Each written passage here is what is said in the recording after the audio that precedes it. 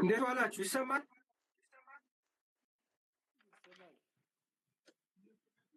ነው ይሰማል? ይሰማል ኦኬ ይሰማል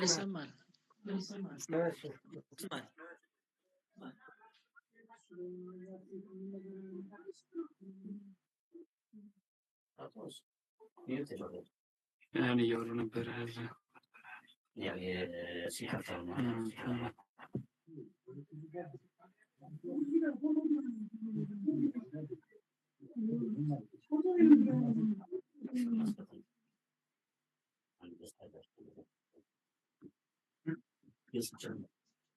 Okay. Thank you very much. Welcome to the second part of the verbal reasoning test, which is grammar gap equations. There are three types of grammar gap equations. The first one is sentence completion question. The second one is grammar correcting question.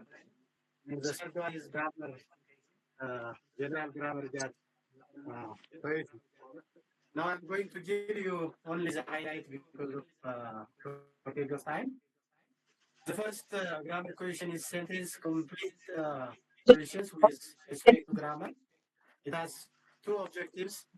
tests your understanding of grammar rules, and it also tests your ability to choose words that fit the sentence both grammatically and contextually.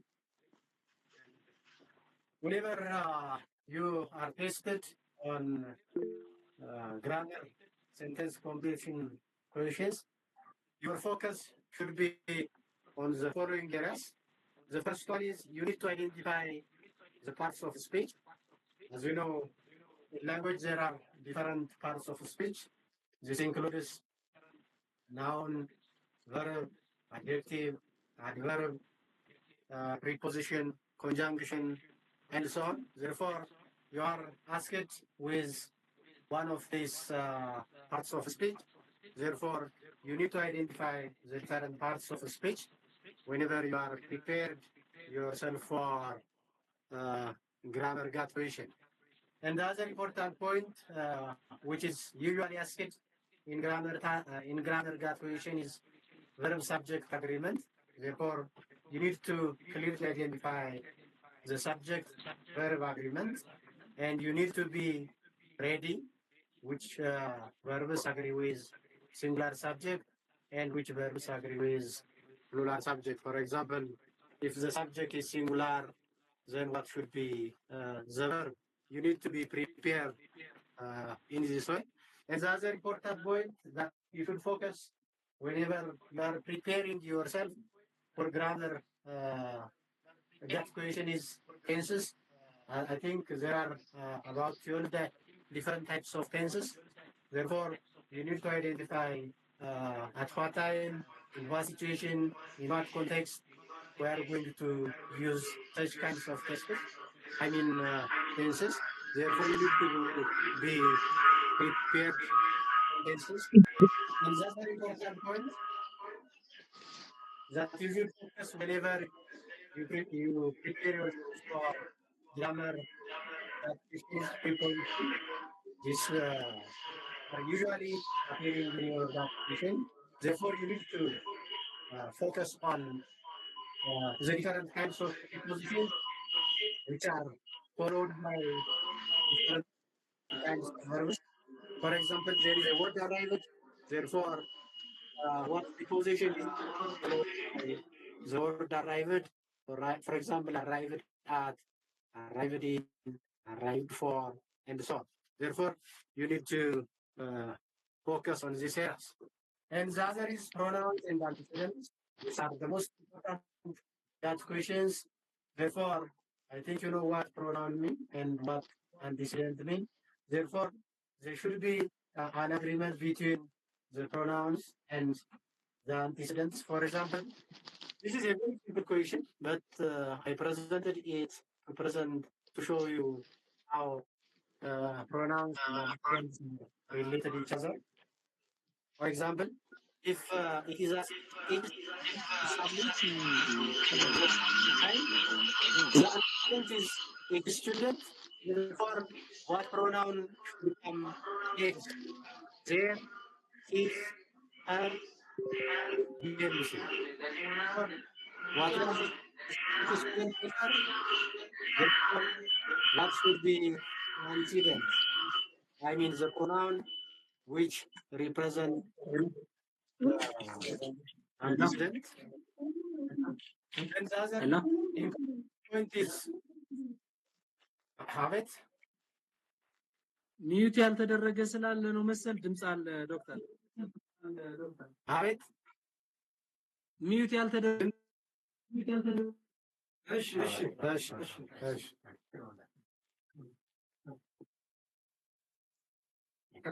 okay. The other important point that you need to focus whenever you are tested sentence completion grammar test is modifiers. There are different kinds of modifiers.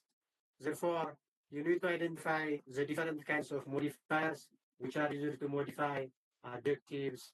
I mean, nouns, adjectives, and adverbs.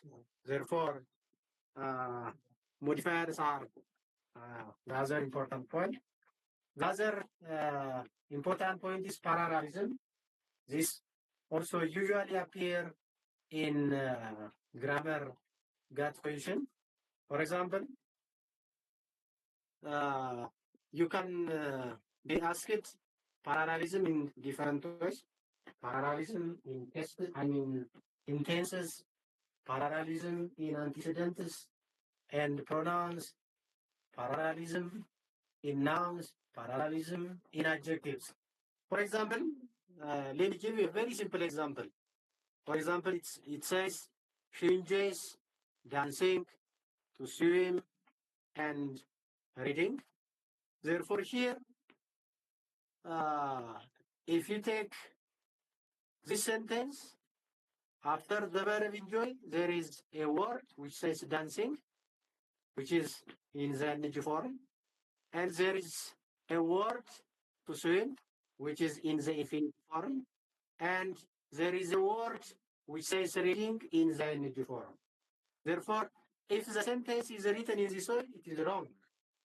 Therefore, if it begins with ing form or participle form, then the rest words or phrases should be written in such form. Therefore, when we read it, it should become swimming and reading. Therefore, parallelism is an important point that we focus on sentence grammar test. And the other important point in grammar that test is sentence correction grammar questions. In this case, a sentence given with some form of phrases or clauses which are grammatically incorrect. Therefore, you are asked to correct the clause or the phrase or part of a sentence which is grammatically incorrect. For example, it says, although the movie received praise from critics, the plot and the character fails to engage the audience. This is a part of the sentence which is written grammatically incorrectly. Therefore, you are asked to correct the underlined clause or the underlined phrase or the underlined word. Therefore, such kinds of questions usually appear in sentence correction grammar. Another example, the professor said that anyone who fails the exam are not. Now here are not is underlined. Therefore, we are asked to rewrite it correctly. Therefore, you should prepare in this way. And the other grammar question is general grammar GAT question. It is not a specific part, but as you know, English has a different grammar, different structure. Therefore, there will be a collection of different grammar GAT questions. For example, sentence structure, correct verb usage, subject verb agreement, proper use of modifiers, pronouns, articles, prepositions, logical consistency, and so on. This is about the different kinds of grammar GAT questions. And whenever you want to do the grammar GAT questions, there are some strategies that you should use. Of course, it differs according to the experience of the individual. But in general, you are advised to use such kinds of strategies whenever you do grammar GAT questions. This includes watch out for common grammar traps or errors. Read the entire sentence carefully. Identify the core subject and verb. Check for tense and timeline clues. Ensure pronouns. Agree in number and gender. Use the process of elimination. Tense consistency. These are most common ways of doing grammar questions. And types of verbal or English that question is reading comprehension question. This is also a very important GAT question which usually appear. And here there are two types of reading comprehension GAT questions. The first one is summary completion question, and the other is general reading comprehension. When it comes to summary complete questions, it includes words in the summary are paraphrased version of the original text. That means a long paragraph is given, then you are asked to complete the long paragraph by summarizing into shortly and precisely. Let me give you a typical example regarding to this. These are the techniques that you use how to approach such kinds of questions. For example, here there is an original text. Therefore, this original text is given for you. Based on this, a very short and precise paragraph is given that with blank spaces. Then you can do this in this way.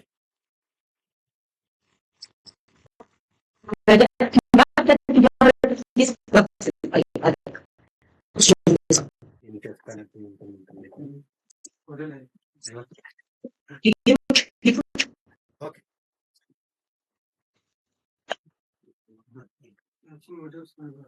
Yeah. ማድረግ እንችላለን። ይሄኛው ይታይ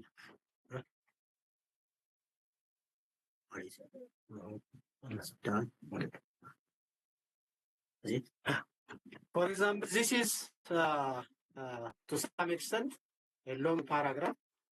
Then the question is prepared in this way. For this paragraph is talking about this, and this short sentence also talking about this, which is the short form of the above paragraph. Then a blank space is given.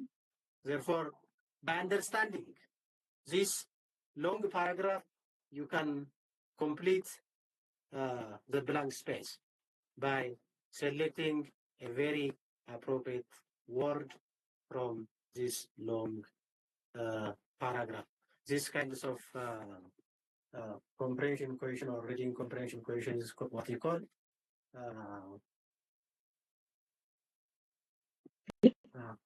the second types of reading comprehension. Yes, this is someone.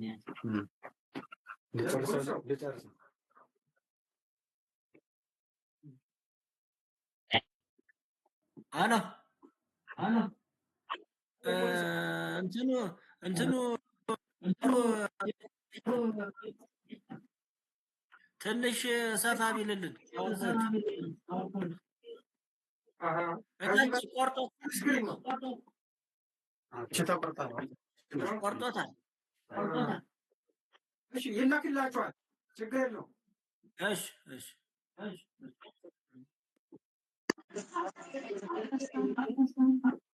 The second reading GAT question is a reading comprehension GAT question, which is very common types of GAT question. A long passage is given, which has 3 or more than 3 paragraphs. Therefore, based on that passage, different questions are prepared. These questions may be literary questions, which needs understanding. Inference questions which are prepared to ask the understanding of the reader, and it needs general the literal understanding, analysis of the written text, that is analyzing and interpreting the implied meaning, and interpretation of the written text, and the other is inferencing or identifying the conclusion of the reading text. Come to the different types of questions. there are sentence level comprehension questions, paragraph level comprehension questions, essay level comprehension questions. When you come to sentence level comprehension, a particular sentence from the passage is taken out. Therefore, you are asked to identify or to interpret or to analyze that sentence and identify the implied meaning. Or from the long passage, you may be asked about a particular paragraph. It might be the first paragraph, the second paragraph, or the second paragraph. Therefore, in that paragraph, you may ask questions like what the writer wants to say in paragraph 1, in paragraph 2, in paragraph 3. You may be asked such kinds of questions. Or you may be asked the main idea of paragraph 2 is, the main idea of paragraph 3 is, you may be asked in this way. Or you may be asked the organization of the first paragraph, the second paragraph, or the third paragraph. When I say the organization, how the writer writes the second paragraph, the first paragraph, the third paragraph. Is it in the cause effect relationship? Is it in classification form? Is it in illustration? And so on. And the other important point is essay level comprehension test. This is in such kinds of GAT question, one question is prepared from the whole passage. For example, according to the reading passage, what do you think the writer's attitude on a particular issue? What is the attitude of the writer on the reading passage? For example, the passage may be abortion, the passage may be talking about conflict, the passage may be talking about a particular argument. For example, girls should be allowed by the citizens. There may be an argumentative passage here.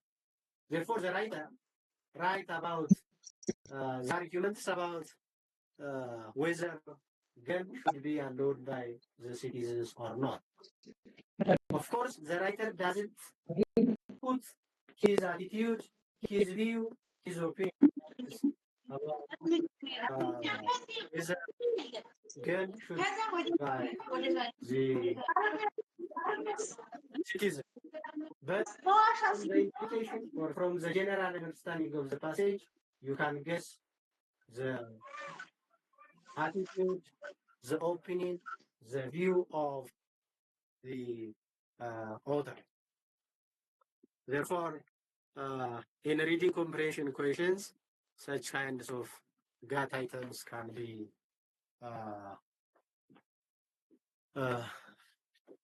prepared. Now let's see some examples with sentence level reading comprehension. The focus is, it focuses on understanding and interpreting individual sentences in the passage or in the paragraph. Or a particular sentence may be given. Therefore, based on that particular sentence, you can be asked to give your own answers. Therefore, it requires logical reasoning, inference, and vocabulary skills. It needs higher level of academic reading. Even though the question is prepared from a single sentence, it needs a higher order of thinking. It needs critical reading. It needs critical thinking. Therefore, under specific sentence or with one sentence, you may be asked questions which need literal understanding or surface meaning of the sentence. Or you may be inference. You may be asked inference questions, reading between the lines. There is a sentence. Therefore, based on that sentence, you need to give your own interpretation, your own understanding, your own conclusion. Therefore, you may be asked such kinds of equations. Anyways, when you see the examples, you can easily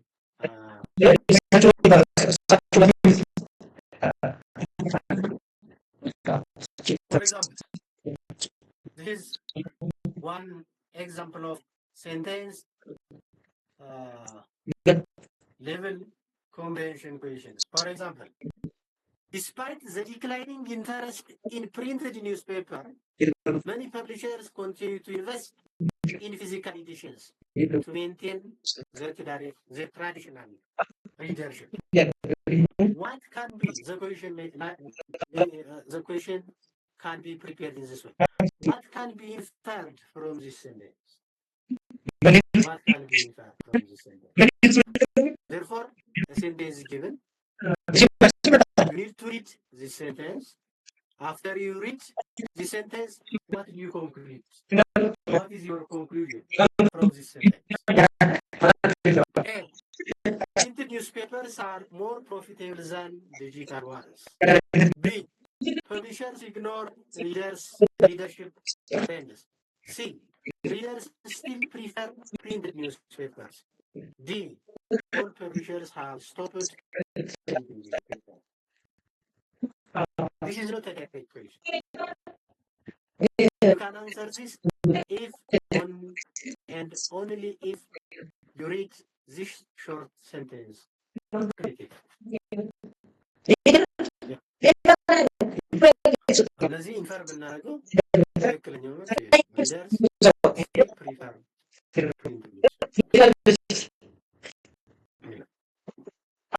እና አረፍተ ነገሩ በጣም አጭር ቢሆንም ጥያቄዎች ግን ጠንከር ያሉ ኢንፈረንስ የሚጠይቁ የራሳቸውን አንደርስታንዲንግ የሚጠይቁ ናቸው። Another example. If you give a man a fish, you feed him today. If you teach him how to fish, you feed him forever.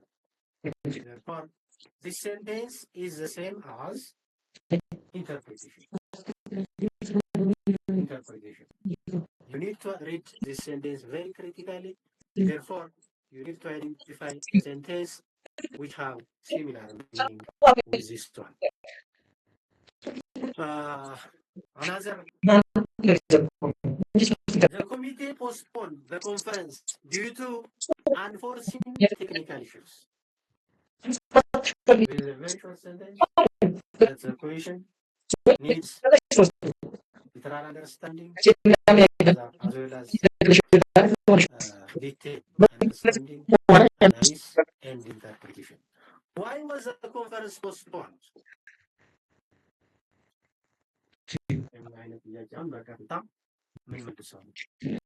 You need to have a critical mind. ዝም ብለን ስናየው ቀላል ይመስላል፣ ግን አንዱ ጌት ዛንስ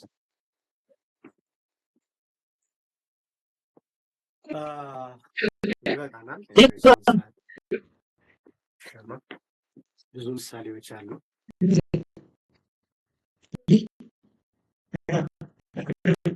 ሌላው ፓራግራፍ ሌቭል ሪዲንግ ኮምፕሬንሽን። A paragraph is given. Paragraph. Therefore, based on that paragraph, you are asked to answer the questions. At the same time, let me show you a typical example.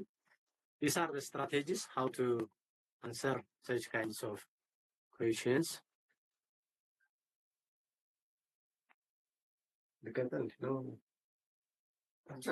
ዶክተር ጌታቸው ዝም ወደ ምሳሌ ወለድ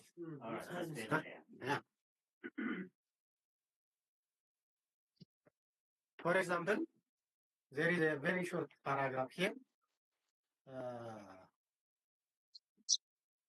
It says, many experts argue that online education provides flexibility and accessibility, especially for working adults and remote learners. However, critics point out that it can also lead to feelings of isolation and lack of engagement. Despite these concerns, enrollment in online courses has still increased, suggested that learners prioritize convenience over traditional classroom interaction. This is a very short paragraph. Very short paragraph. But it needs critical reading. And based on this paragraph, the following questions are prepared. What is the main idea of the paragraph? Yeah. You can easily identify the main idea of a paragraph or the general. The paragraph is about learners' priorities. You cannot get such kinds of idea in a paragraph, but you can answer such questions by inferring your based on your own understanding. Therefore, such kinds of question is prepared. Which of the following is a drawback of online education mentioned in the paragraph? There is also this kind of question is not answered directly. Rather, you can answer these questions by interpreting the given paragraph. What is the tone of the author in the above reading passage? The tone of the author regarding online education. If you read the paragraph, you can get the tone of the author regarding education is በትመልሱት ግን እናንተ ምን ርስታም ታደርጋላችሁ ፋይል ላይ ይሁን እዚያ አናላይዝ ታደርጋላችሁ ኢንተርፕሪት ታደርጋላችሁ therefore you can easily identify the tone of the author regarding the text እንደዚህ ያሉ ጥያቄዎች ይዘጋጃሉ ከሪዲንግ ፓሴጅ. The last one is reading comprehension. It has the same procedure. The difference is the rules.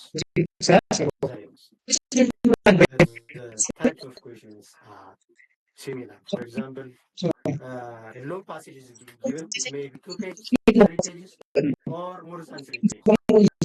Therefore, based on this passage, you may be asked, what do you think about the tone of the author regarding this topic? ስለዚህ የምትመልሱት አንደኛው ፓራግራፍ ብቻ ልባቸው አይደለም፣ ሁለተኛውን ብቻ ልባቸው አይደለም፣ ሁሉንም ፓራግራፍ ወይም ፓሴጁን በሙሉ አንብባችሁ ተግባቱት የራይተሩ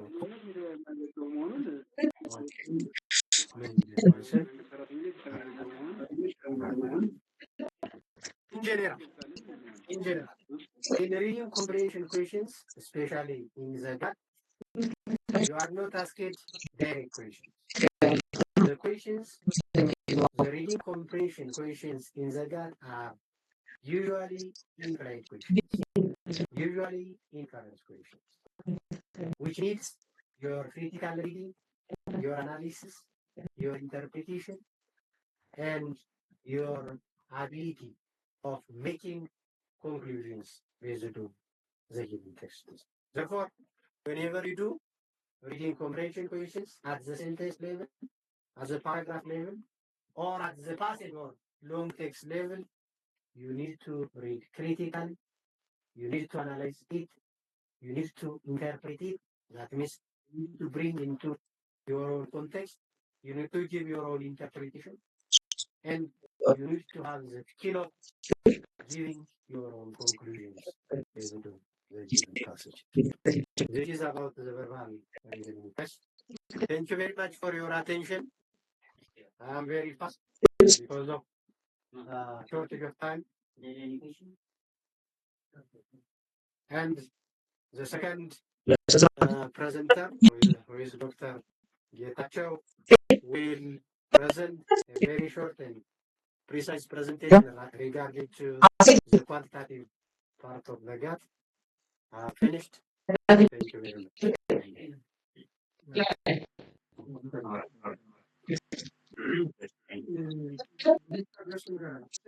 All right, please wait us to change the slides here.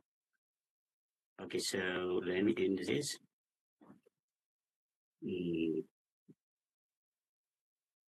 So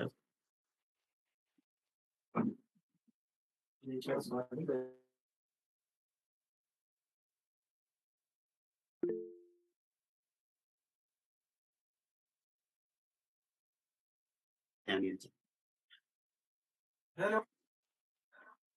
አቤት አቤት። ቀጥል ጥያቄ።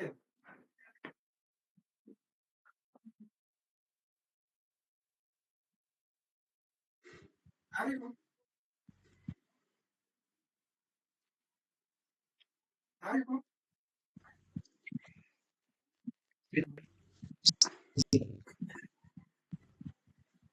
እሱ ካልሰማሁ ሄሎ።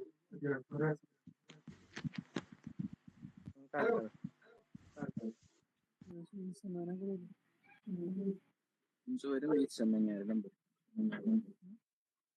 በደንብ እየተሰማኝ አይደለም።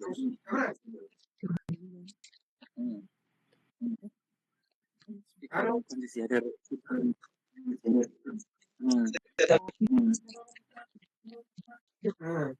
እኔ ራቅ ስላምን አለ አይሰማም።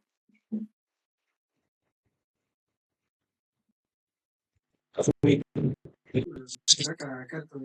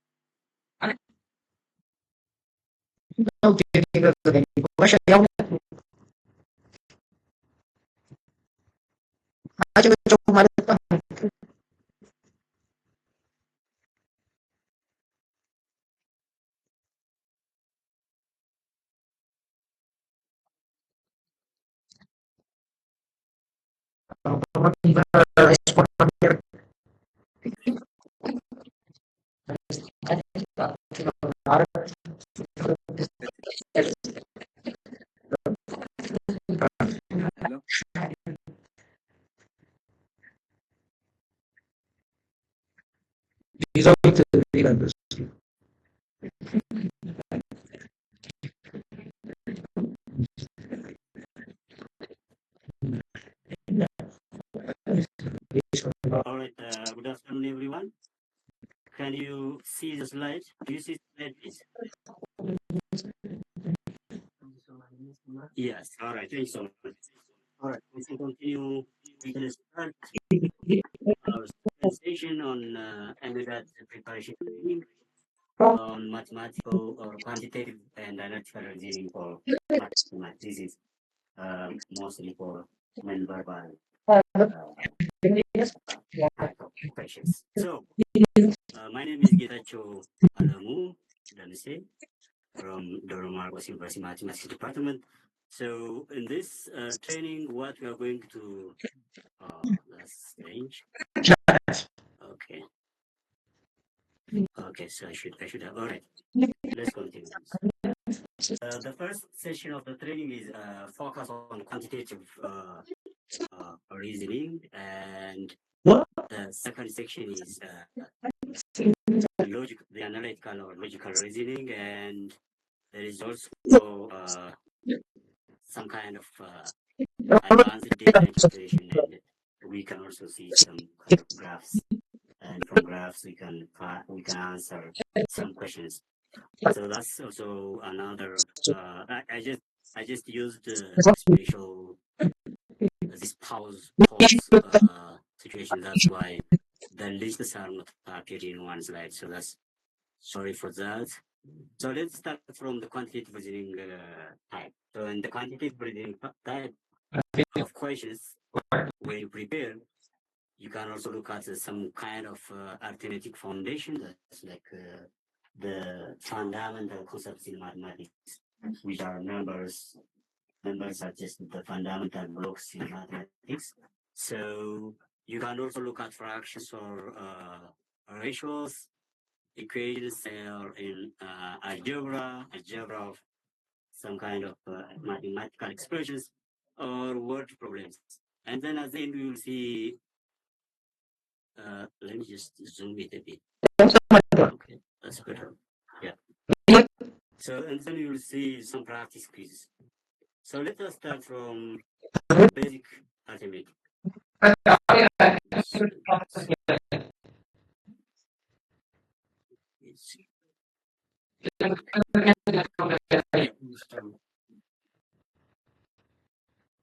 I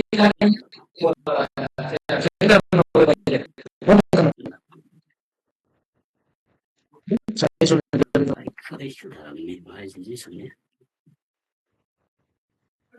No, that's this one.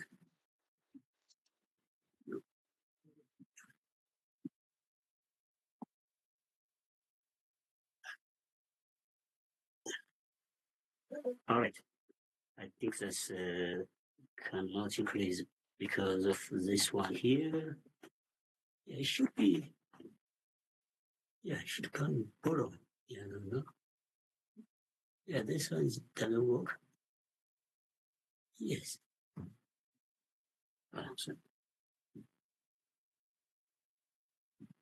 Sorry. So let's continue, I think. All right. So the first is a bit on arithmetic foundations. On this topic, we will try to see fundamental operations like addition of some just numerical additional expressions, subtraction, multiplication, and division, and finding the factors or the multiples. It can be finding, based on that, we can identify which one is a prime number or greatest common divisor, or we can use greatest common factor, another name for that, least common multiple, or we can also look at some order of operations in mathematics. There is this rule. You can work with this order, like from this body mass technique, the bracket of division, multiplication, addition, and subtraction technique. So you follow this one whenever you simplify expressions. So let us start from addition, just simple addition. So we just group, in this case, the given expressions. For instance, if you are asked to find the sum of square root of 48 and square root of 27, we can simplify. 48 is 16 times 3. Then you'll have 16 is a perfect square, that's 4 square. Then you can take out 4, and then 3 will be inside the square root. And 27 is, 9 times 3, so you'll get this, and then you can sum up. Mind you that because we have square root of 3 and square root of 3 here, common, then we can add the two together. If they are different, we cannot. So we can do in a similar way for subtraction like this. Look at this, square root of 90 minus square root of 4. Just we follow the same procedure as we have seen it in addition. And let's just also look at some perfect squares. I have said perfect square, 16 is a perfect square, and I have said also 81 is a perfect square in the previous example. But we have here, look at this, 36 and 81 are perfect square. That means we can find 36 by squaring an integer. By squaring an integer, like 6 points, and 6 square is 36, and 9 square is 81.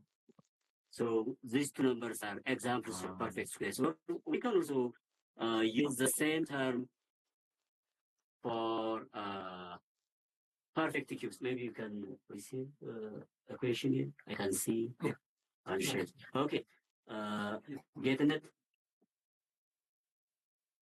Getting it? I can see you have raised your hand, so you can. Do you have any question, please? Getting it, Melissa? Hello? Yes. Or Jalan Tasfa?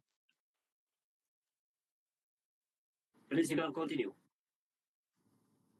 I have a question. All right. Continue, please. Okay, what's the difference between K-mass and word mass? Okay. I mean, the way you calculate. Yeah. No. Yeah, the body mass is just a rule that we use. Yeah. All right. The previous slide, I have said it. You follow body mass rule. Where was it? Yeah. So that's just a rule that we follow when you calculate or when we simplify mathematical expressions. That means bracket of division, then multiplication, then addition and subtraction. So you follow these rules when you simplify your expressions. So that's Okay. what we My question is, yes. there is also an abbreviation called MDAS. Yes. But We can use there is a difference either of the two. because Yeah. multiplication comes first in the case of pair math, whereas in body mass, division comes first. Yeah, but we can use either of the two rules. The thing is, the rules that used in the same expression need to be consistent, please. Yeah, so we can use in some literatures they may use either body mass or pair mass. So that's fine. Thank you so much. All right. So let us continue. Let us continue to the perfect cube we have said. So that's just a cube of one integer. It's just the power 3. So in this case, look at 27 is 3 to the power of 3, and 125 is 5 cubed. All right. Yeah, please mute your microphone, and when I give you a chance to speak, you will speak. Sorry for that. And you can also look at this word problem, but it is just a subtraction. It's just a subtraction of mathematical expressions. So the second section in quantitative reasoning is percentage in the ratio. So the first one is just simple activity. Simple activity is just either addition, subtraction, or simplifying some mathematical expressions. But the second section is percentage in ratio. So percentage in the ratio is also used. They use numbers. So that's why we say numbers are fundamental block in mathematics. So the goal of this session for this training is just you need to master quick fractional conversions or percentage shift. You can convert from fraction to percentage or from percentage to fraction. Or you can also share a given quantity into a number of or a group of people or things. And under this, you can learn shortcuts in percentage, shortcuts in simplifying ratios. Or you learn ratio and proportion splitting techniques. And you will see also like how to solve baseline arithmetic equations, like by combining the fundamental rules, the one that we have seen it before. That's like addition, subtraction, and multiplication. So, for instance, if I say 10%, the 10% rule says that, of course, you can divide the given quantity by 10. 10% means you divide the given quantity by 10. Or, as it is written here, you can move the decimal one place left. So that's 10% means. So 10% in this case is multiplying by 0.1. Multiplying the given quantity by 0.1. Or you can say that dividing by 10. Dividing by 10. For instance, 10% of 250 is just you divide 250 by 10, or you multiply 250 by 0.1. So that's the rule for 10%. So the rule for 5% is once you know that the rule for 10%, the 5% rule is just half of the 10%. So if once you master the 10% rule, that is dividing by 10, if you want to find the 5% of the given quantity, you just half it. That like half of the 10% that means. So that's what we have here. So, for instance, if you are asked to find 5% of 60 from 10% rule, you know that 10% of 60 is just 6, then half of 6 is 3. Or you can also directly apply the multiplication by just decimals. But sometimes it is easier to apply these techniques. These techniques are very quick. And the 20% shortcut, for instance, once we master the 10% rule, we double it. We just multiply multiply the value of 10% of a given quantity in order to find 20% of that quantity. That's 20% of 150, for instance. I know how to find 10% of 150. Then I double it. 10% of 150 is just dividing by 10.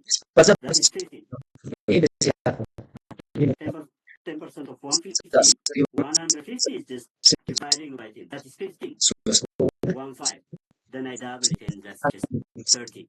And you can continue this way, and you can find easily 40% of a given quantity, 60% of a given quantity, because it's like 2 times, 4 times, 3 or 5 times, or 30% of a given quantity, just by starting from 10%.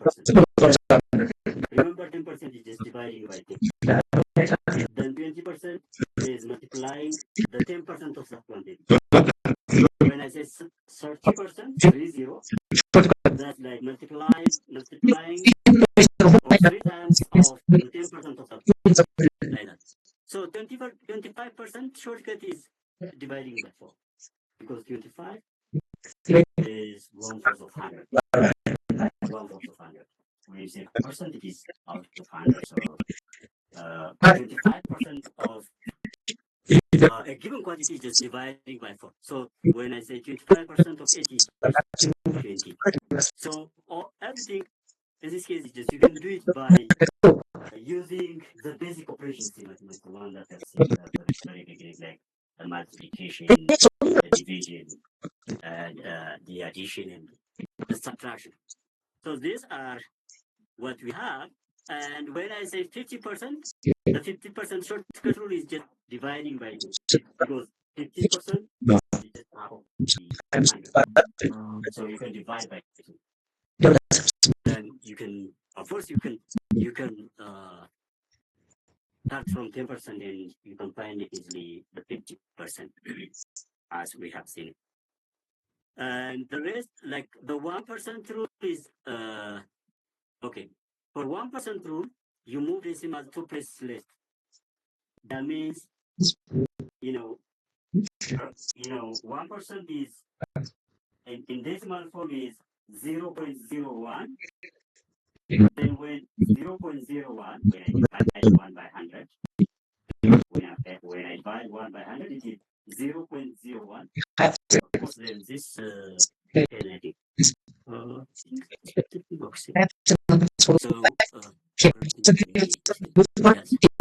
So when I say 1%, this is 0 in decimal form. So you can write like that. You can do it like that.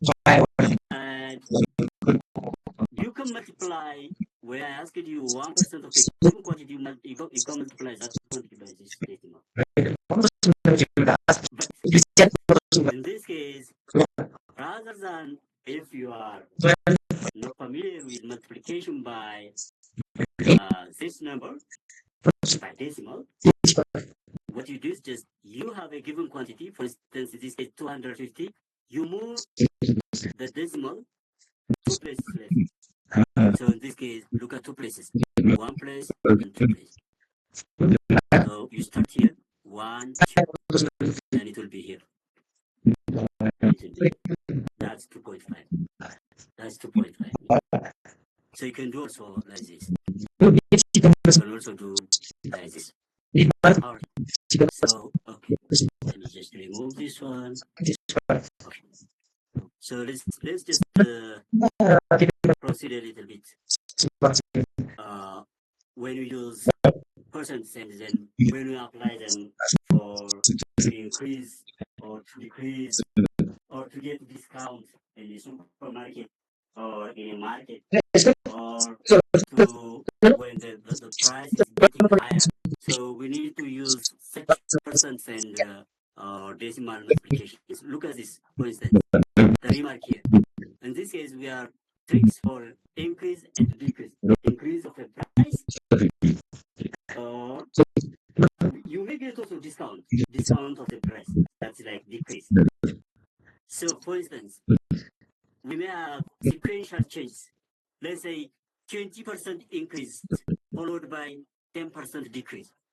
So we may increase a given quantity by 20%, and then we may decrease the result by 10%. So if you have such an expression, that does not mean that you change it by 10%. You change the original quantity. You start from, for instance, from a given value. Let's say X. Let's say X is the price of, let's say, a car. A car for car. Then, if you increase the price by 20% and then decrease by 10%, for instance, for Easter, the market or the shop increase it by the price of the car by 20%, and maybe for the new year, they decrease it by 10%, then the final price, that does not mean that that does not mean that decrease by 10%. Sorry, that does not mean that change by 10%. They are not equal. Even if you look at this 10%, it is 20% up, 10% down. It seems like the net change is 10%. No, that's not equal. That's not equal.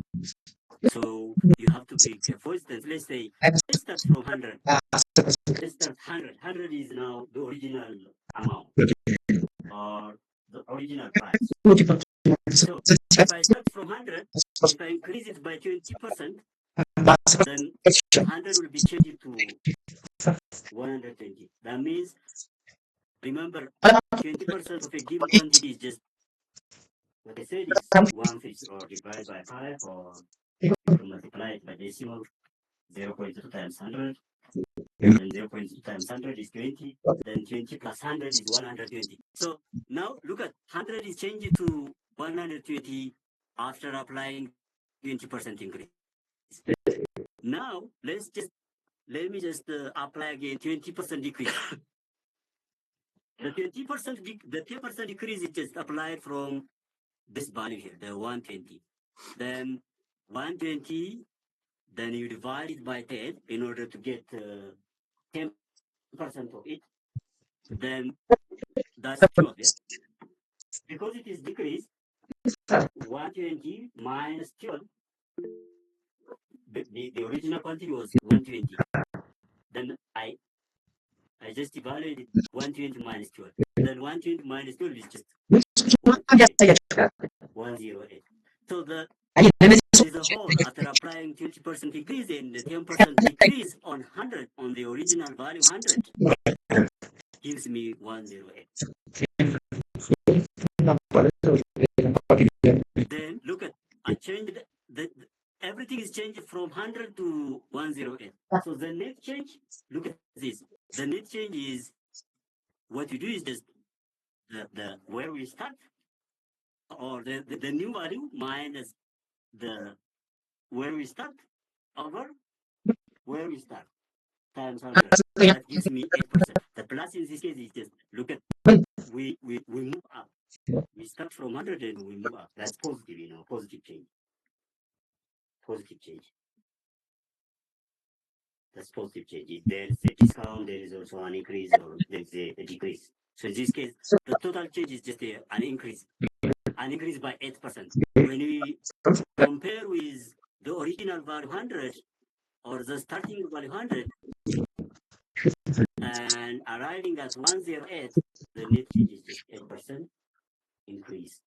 If it was 8% decrease, I can put it to minus 8%. It doesn't matter. That's just to show that is either a discount or an increase. All right, let me receive one thing here from Talon. Yes, do you have anything to say? All right. All right. Okay. Let's continue. So a 20% increase followed by a 10% decrease gives us an 8% increase at the end. The whole change is just 8% increase. It is not the same as 10% change. All right. So let's move a bit. Another technique in percentage is X% of Y and Y% of X are the same.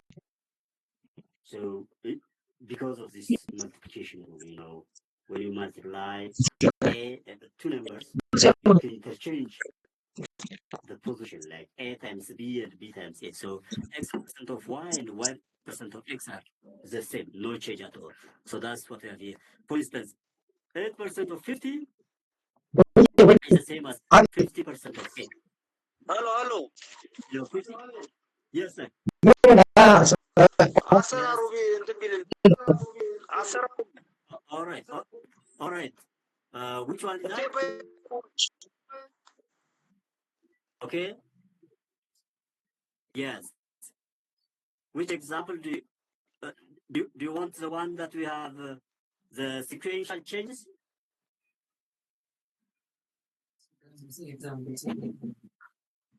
Sequential change, one linear. Sequential change የሚለው ጋር All right. Sequential change. Okay. How do you calculate? Sequential change. Let me look at that. All right. Let me look at that. Okay. So. Okay. Let me find.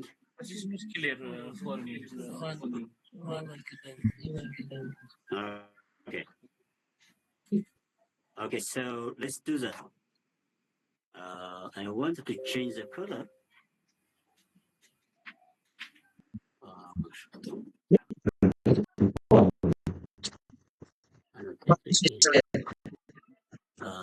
The color. Okay. Let me change the color. Okay. Okay, so let me just erase this one first. And let me change the color. All right. Yeah. So let's do this the sequential change example. I have started from 100, or you can start from any value, doesn't matter, from X if you want. But let's just give a particular example, 100, and then the 10% of 100, let's say 10% of 100 is just, remember, 10% of the given quantity is divided by it. So that's gives you 10. Yes, sorry, 20%, yeah. I need to start from 20. That's not. Let me start from 20 because the first one is 20. So let's say 20% of 100 is, remember the 20% is dividing by 5 if you want. So that's 20.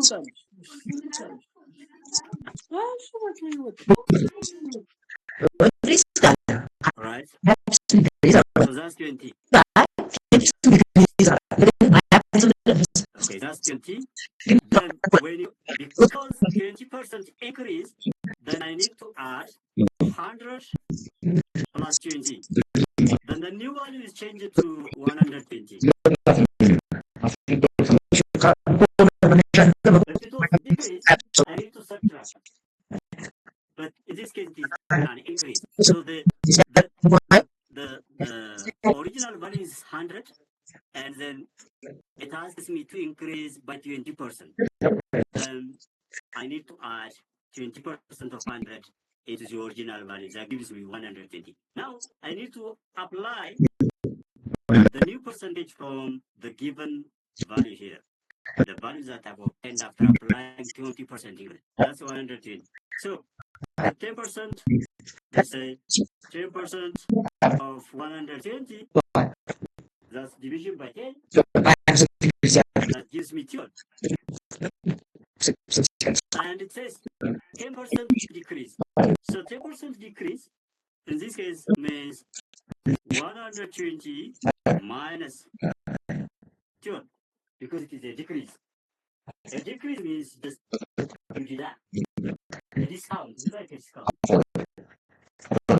discount that people do in the holiday in the shops. So 120 minus 12 is 10F.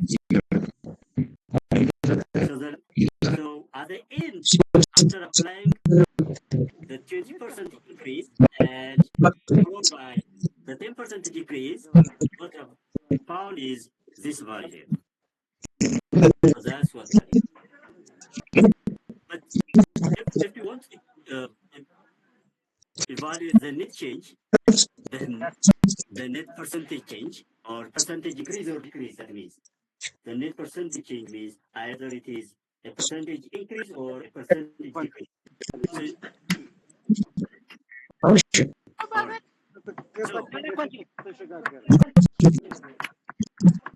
all right. So let us continue. So the net percentage change.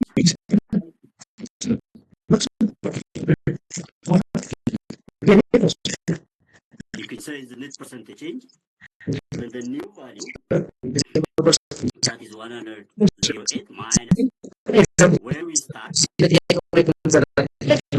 Original value, that was 100 over the original value. Then multiplied by, because we need percentage, we need to multiply it by 100. So that's just times 100. So that gives you the 8%. So 8. So this difference is 8. Then at the end you have a percentage, 8%. Why it is plus here rather than minus? Because the new value 108 is greater than the original 500. It is a positive change. It is not a negative change. It is not a discount. It is an increase. So that's what we have. Do you have anything here? Do you have any question before we move to the swap technique? All right. So I'm raising it now. And move to the next one. All right. So thank you so much.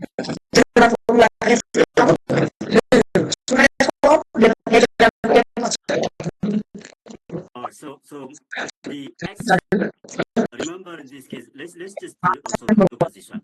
X% of Y and Y% of X.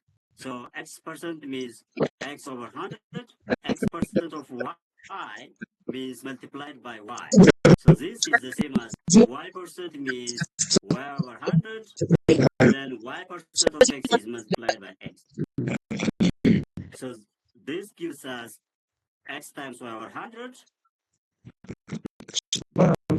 which is equal to this also gives us Y times X over 100. They're the same.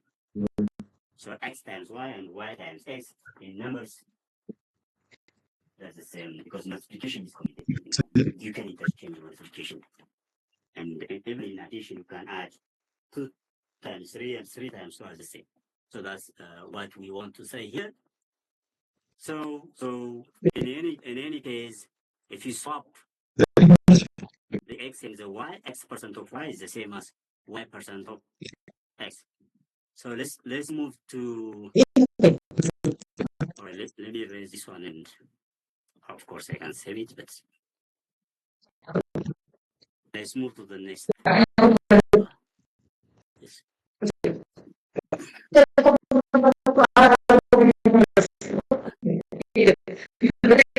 Let's move to the next one. All right. So the next technique in percentage, in addition to sequential change swap, is the salary price. So if you want to evaluate 20% of a given quantity, you can split it. because you know how to find 10% of a given quantity. You know how to find 10%. But you don't know how to find, let's say you don't know how to find 12%. But once you know how to find 10%, you can split the 12% into two, like the 10% and the 2%. Because 12 is 2 plus 10. So, for instance, 12% of 2500 or 2500 is 10% of 2500. That's like the value. Dividing by 10, that gives you 250. And 2% of 2500 or 2500. Remember the 1%. And the 2% means the 1% plus the 1%. So you can use the 1% rule in this case. The 1% rule says that you shift the decimal 2 places left. So you just shift the decimal 2 places left. That gives you 25 or 1%. Then because 2% is 1% plus 1%, 25 plus the 25 is 50. And you can do it like this. But then the total is just you just add up the two. You just add up the two. That's what we are here, 300. And the new change, if it is a salary hike, means in this case increase, so the new change 12% rise on this amount is just you add this plus this. 2800. So you can do like this. That's just the you can split. You can split into what you have already known. What you have already known. So that's what we have, and we have seen this one. And then like the other technique is the discount. Off is just, for instance, discount. So off is like decrease. So 35% this double F is just you decrease it. 35% off from 100. You decrease to 100 by 35%. So now you know how to do it 25%. You know how to calculate 10%. And you add up in order to get the 35%. And you remove from the given quantity. Or you subtract from the given quantity. That's what you have here. So in general, we have this step. So 10% is dividing by 10 or moving the decimal 1 place less. So that's what we have. Or dividing by 10, you can say 5% is just half of 10%. One, like the one that I've seen it, 2% is just 1% plus 1%. Which is the same here. So if you know 10%, you can easily find 5%, and 20% is you double 10%. Or you divide by 5 if you want. And 25% is just you divide by 4, 50% is you divide by 2, 50% of a given quantity is just half of a given quantity, and the swap technique is as I've seen before, and they are equal. Whether you swap X%, whether you want to compute X% of Y and Y% of X, they are equal in the same. Do you have any questions regarding the one that we have discussed so far? Do you have anything? So if you don't have any question, let's move to common mistakes in calculating or in applying this percentage in decimal multiplication. The first common mistake you need to be reminded is don't subtract percentages as I have said earlier. Like the one that I have said earlier. It's just sequentially applying percentages does not mean subtracting the 2%. For instance, here 20% increase, then 20% decrease does not mean 0%. Does not mean 0%. Debre, do you have any question? Yes. You can continue, Debre. Debre, if you have anything to say.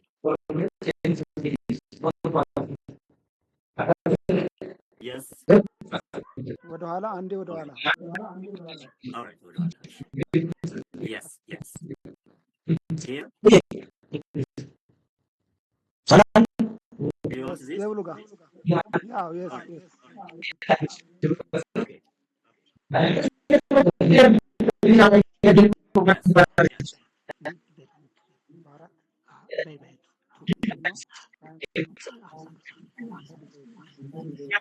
Yes. Yes, Debre, no question?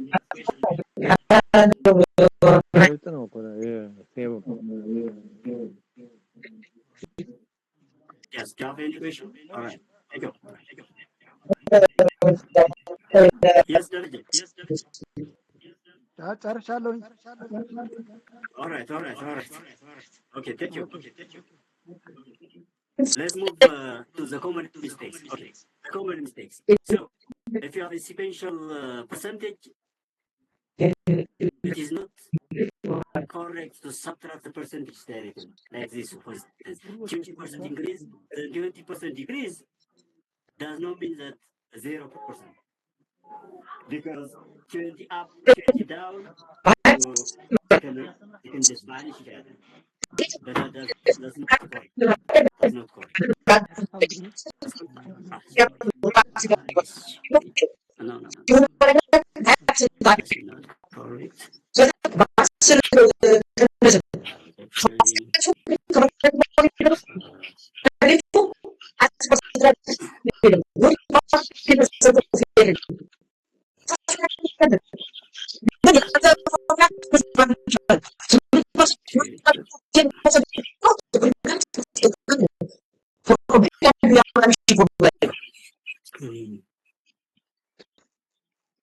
Sorry.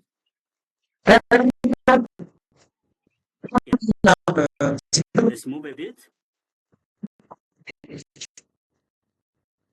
And the second point that we need to consider is watch compounding. Successive discounts, like 30%, then 20%. It's just a discount now. You decrease the given quantity by 30% first, and then by 20%. That is not equal to 50% off or a 50% discount. That's not equal. So what we need to do is we need to compute each of the percentages as we have done first. Let's say, for instance, here, if I wanted to compute 30% of x first, as 30% decrease from x is a quantity, and then a 20% decrease again. Then what I need to do is just I need to start from the quantity x. Then I need to apply a 30% decrease. Then minus, so 0.3 times x. That's 30% decrease means. Then I have this quantity up to applying the 30%. If I want to decrease again by 20%, I need to apply the 20% here.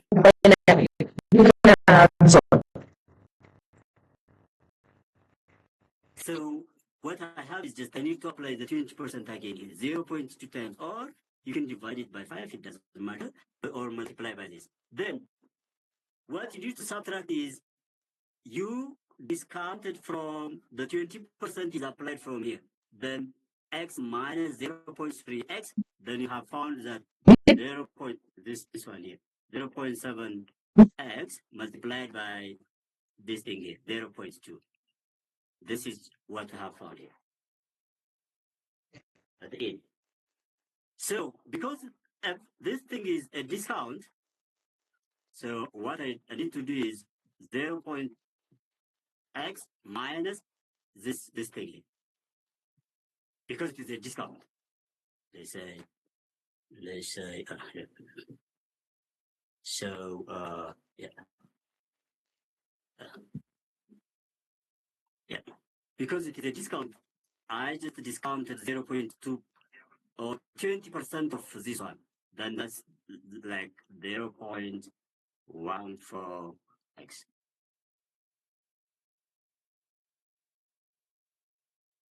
That's what I will get from this. This quantity here is just 0.7x. Then when I apply that on here, that gives me this quantity. The final discount is this one here. The final quantity is just this one here. This quantity here. This quantity here. You can also compute here the net percentage change by considering the original amount. The original amount is just x here. We start from x.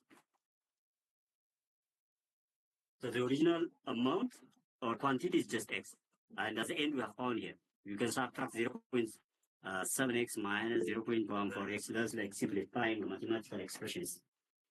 That's like simplifying mathematical expressions. Yes, Talam, do you have any question? Talam?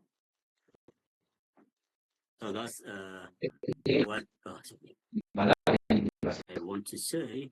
Okay, let me just move a bit up.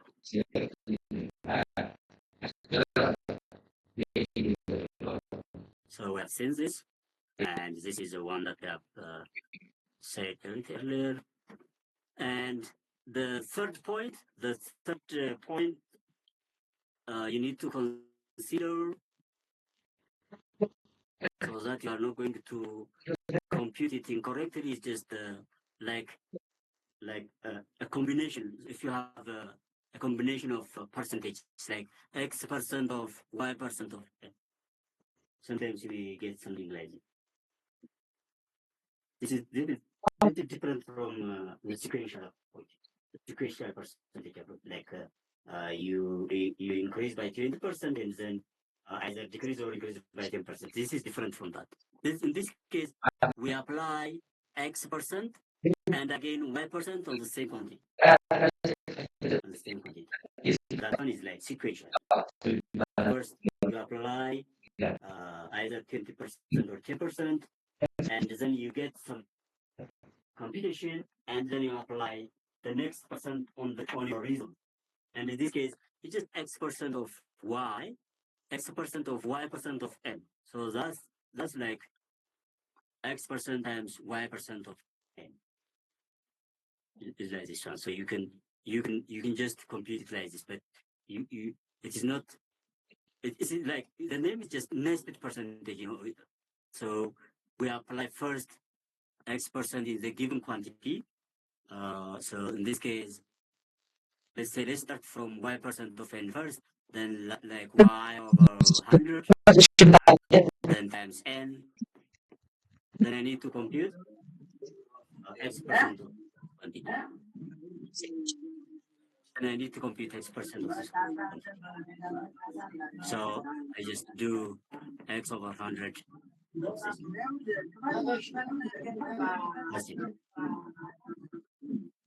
That's it. That is what we have here. That's what we have here.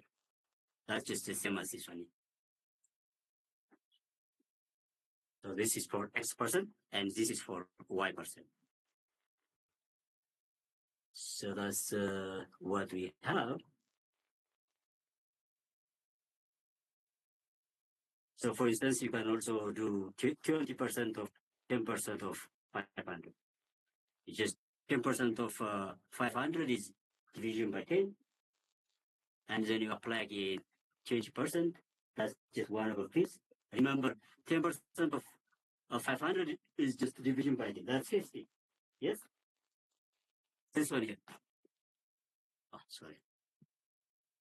This one here is division by 10. That gives you 50. Then again, you apply 20% of this. That's just 1/6 of 50. So that's 10. That's 10.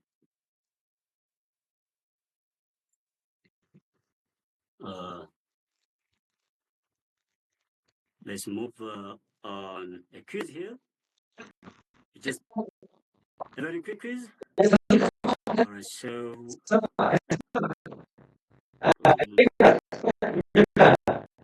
okay.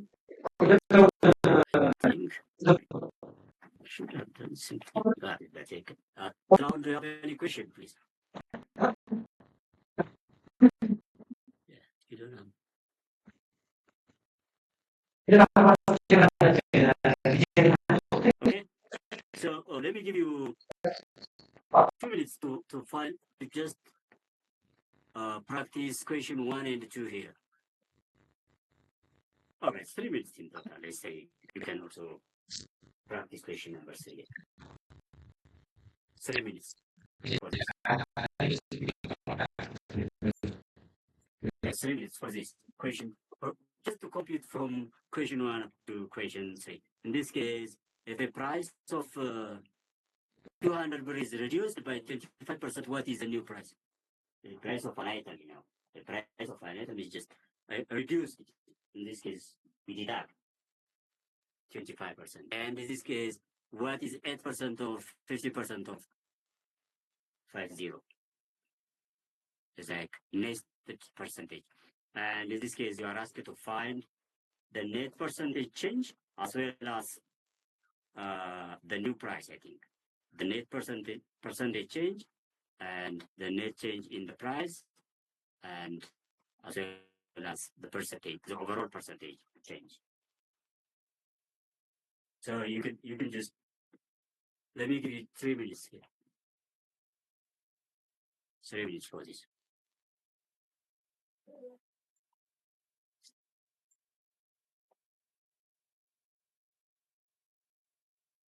Yeah, 3 minutes for this.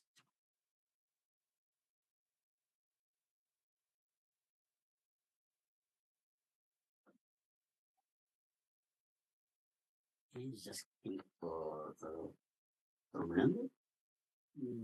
You can give him, but we may allow 1 or 2 students, 1 or 2 participants. Yeah, allow him.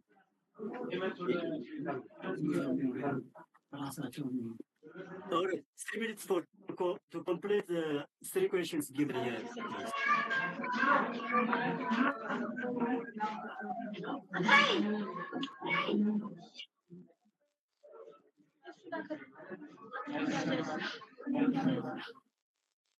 Okay. Question number 2 is, it said A. What about question number 1 and question number 3?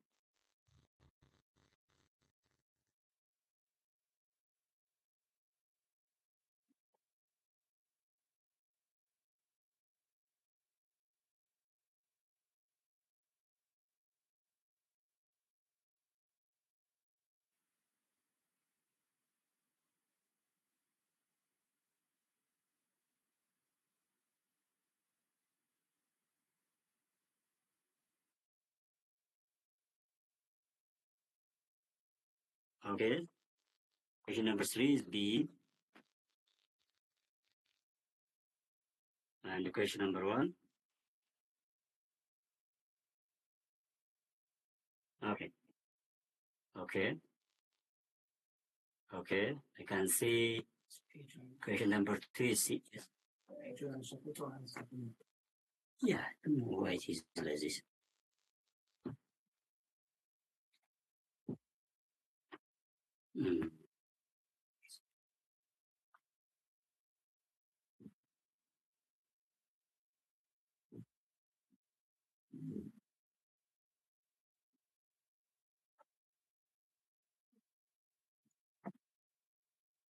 Okay.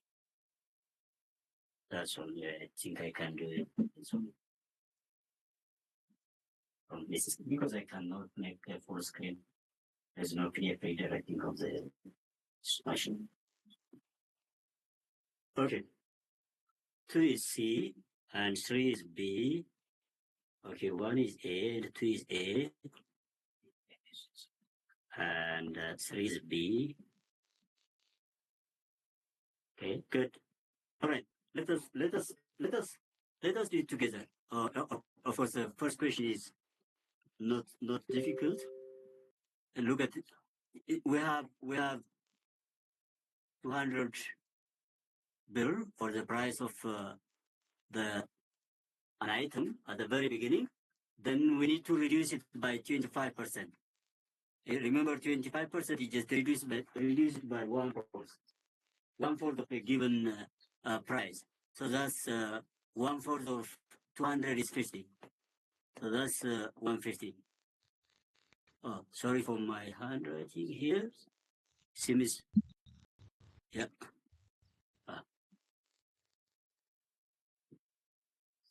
Yes, 150. So that's, as you said, it is. So the new price is just 150.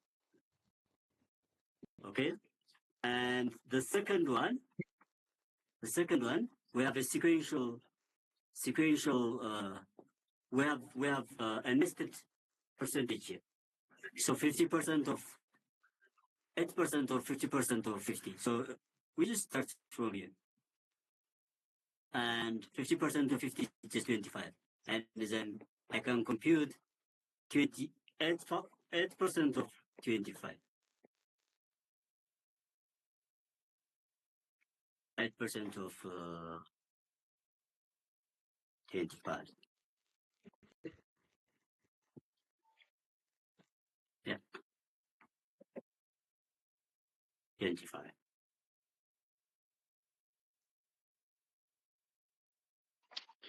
And that gives you either you can use as he has done it in the decimal multiplication, that gives you 2. So we have this.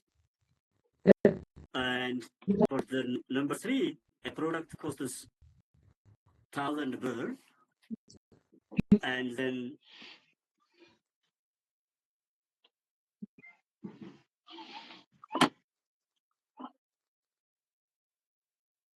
all right, a product costs 1,000 birr. It is first increased by 20%, then 1,000 is increased by 20. So up to this, what you do is just the original price plus, because it is an increase, we just add plus a 20% of 1,000, like 1/5 of 1,000, or 2 times 10% of 1,000. You can do that. 2 times 10% of 1,000. 10% of 1,000 is just division by 10, and then if you multiply it by 2, then that gives you 200. So that gives you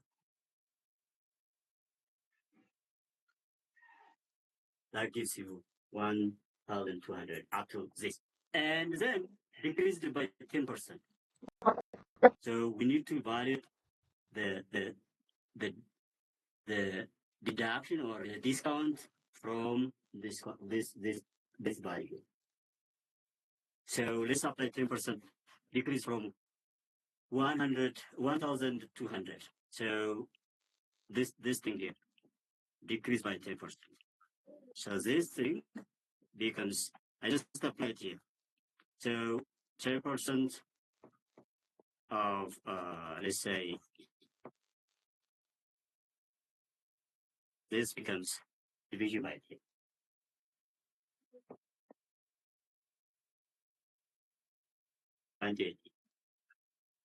180, yes, then 180. So because it is a decrease, I need to deduct 120 from, let's say, I need to deduct 120 from 1,200. That's the decrease means we need to deduct. We need to subtract. That's what, yeah. So that gives you 1,200 minus 120. 120. That gives you, so 1,080. 1,080. So the final price is just this one. Final price is just what we have asked is what is overall percentage change and the net change in the price. So the overall percentage change and the net change in the price. Look at, we started from 1,000 and we arrived at 10 or 1 the net change is just, we have the final price 108 minus the original price, that's 80. So I need to check from this traces just to simplify your job. We don't have on the rest of the traces 80 here, and you can just decide at this point if you want. But if there was 80 on the other options, you need to proceed to find the percentage change also. That's like to save your time also. To save your time, the technique here is just, I have found that the net change in the price is 80. I found it 80. That's a positive 80. And one choice contains that 80. I don't need to check the net percentage or the overall percentage change here. But if you have 80 on the in any of the other options given here, for instance, in A or in B or in C, you need to proceed to calculate the net percentage change. But the net percentage changes can be computed divided by the original price, then you need to multiply it by 100. That's the net percentage change. The net percentage changes. So that's sorry. That's what we are. So the answer is B. So the answer is B. Yeah.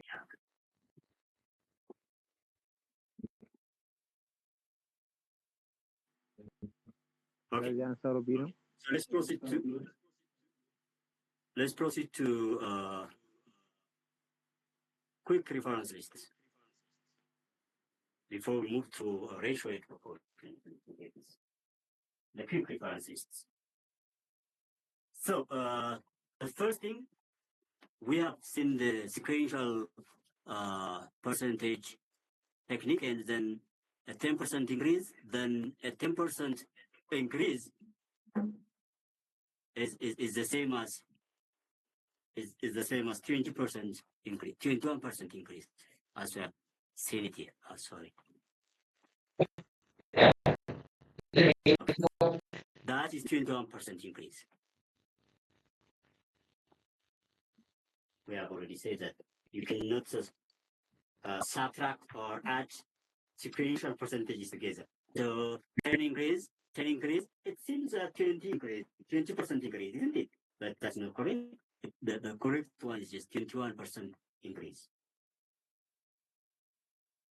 And 20% increase and 10% decrease, as we have seen in the previous example, that's 8% increase. And 20% decrease, then 30% decrease is the same as 44% decrease. So that's we have already said that 20% decrease, then 30% decrease does not mean that a 50% decrease we said in the previous discussion, in the previous slides, but this is equal to 44% decrease. You can verify this by taking x and then play with numbers, you know. If you start from the original value x and then you play with numbers, then you will get the 44% decrease. When you apply sequentially a 20% decrease and again a 30% decrease.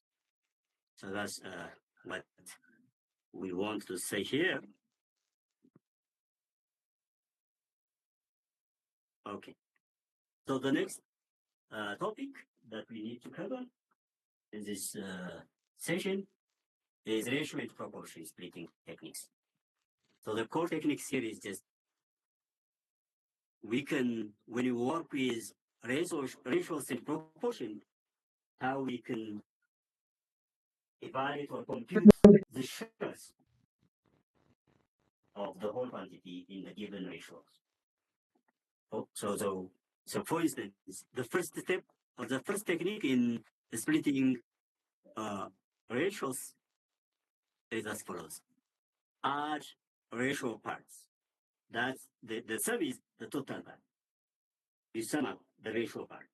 For instance, if you have 2 to 3, the two dots are ratios now. The two dots here, a colon here. 2 colon 3 is 2 to 3. You can read it 2 to 3 or 2 ratio 3, you can say. So this thing here is we can add and find the total here. 2 plus 3 is 5 now. That is the first step in order to find the shares of the, in this case we have 2 parts, which we test 2 in the ratio of 2 to 3, in the ratio of 2 to 3. So it's more to the second. Find one part. The second step is just find one part. That means divide the total quantity by total part. We have in the first step we sum up to find the total part, like 2 plus 3, that's 5. And then in order to get the one part of just one part of the quantity, we divided the quantity, the given quantity. The given quantity is the whole part. We divide the whole part by the total sum. The total sum here. That's 1 over 5 times the total part or the total quantity. That's one part in this particular example. And the third step is allocate shares. In our example case, we have 2 to 3, so we have two parts, 2 shares. One takes in the ratio of 2 and the other takes in the ratio of 3. The total part has 5, or the total sum is 5. So allocate the shares. In order to allocate, what we need to do is just multiply the value of one part by each ratio number. The one part is already computed, then I need to multiply. I have sliced it into one part. You know, the whole part, the big quantity is divided into units now. So that's what we have to, we need to. So I have, the total part is 5, so the total part is divided into 5 now. Then I will multiply, I will take two of those one parts, or I will take 3 of those one parts. Out of the 5, I will take 2 of the one part. Out of the 5, I will take 3 of those parts in order to in order to compute the share for this 2 to 3 ratio. That's what we want to say here. And then at the end, we need to check. That means check or add all shares. They must be equal to the original, the whole amount, the original amount. So in this case, we have only 2 shares. So because we have divided the given quantity in the ratio of 2:3 into 2, then we need to add those shares, and we need to check that is equal to the original total, the original total amount. So that's what we have. Let's just look at this example here.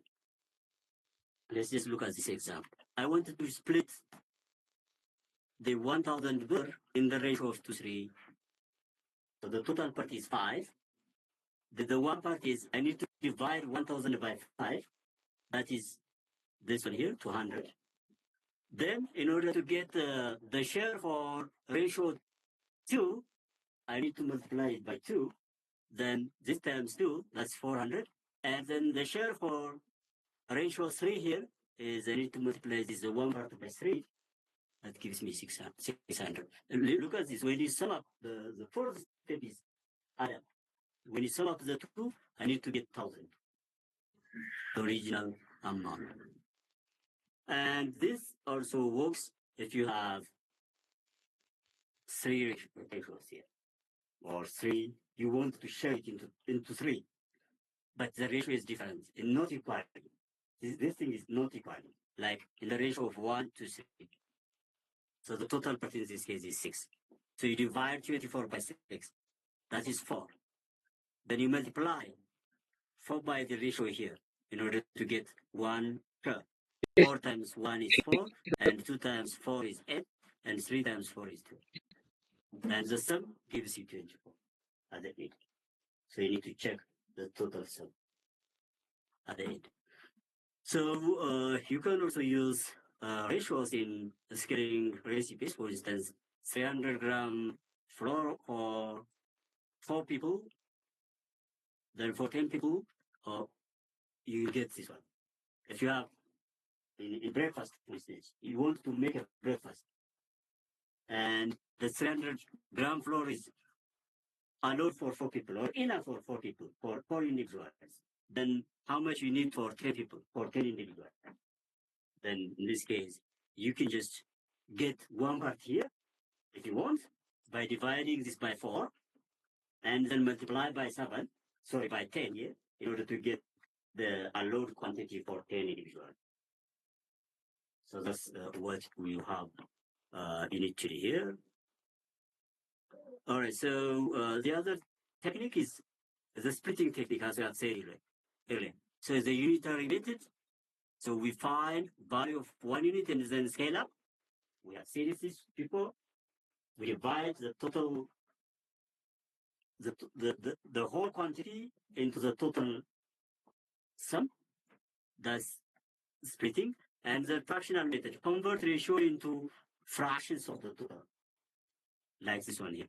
Let's say the fractional method, for instance. If you have ratio 2 to 3, then I can convert this into fraction. Like this, 2 over 5. Look at this. 2 plus 3 is 5. Then I can write it 2 over 5 and 3 over 5. That's like converting ratio into fractions of the total. The total is 5. So 2 over 5 of the total gives you the first share, and 3 over 5 of the total gives you the second share. That's like converting a ratio into fractions of the total, rather than just using the unitary method. The unitary method, you need to divide the whole quantity by the total. Like if you wanted to share 100 in the ratio of 2 to 3, you need to change it into units first. It's a single quantity. In that case, the total is 2 plus 3. 2 plus 3 is 5. Then I need to divide 100 by 5 to get the unit. That's just the unit amount. The unit amount. But in this case, the second method here is just fraction method. You just convert into fraction of the total, rather than just changing or computing the unit quantity. And then the bar model. The bar model is also one way of calculating ratios or shares, but you just draw a bar and then you divide it into the total. You just draw a bar and divide it into the ratio parts. That's it. So that's of course useful when you want to do it for visualization. Then simplification, the reduce ratios to simplest form, because we always need the simplest form. For instance, if I write the ratio of 12:10, I need to simplify it into simplest form. This can be written as, you can divide it by 2, isn't it? So that's just 6 to 5. Ratio of 6 to 5. So always you need to simplify very simplest form before you do the splitting, because this unless you do it into simplest form, it can confuse you. It can confuse you. All right. So the common mistakes here: don't divide, like dividing by ratio number directly instead of total parts. The total part is, for instance, in our previous case, in 2. Sorry. Let's say. Okay. So this thing, let me erase it.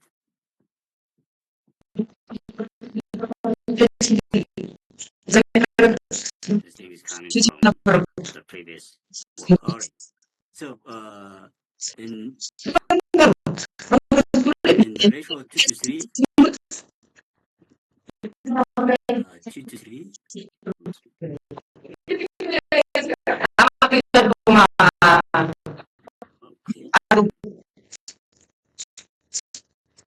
Let's say in the ratio of 2 to 3, the total part is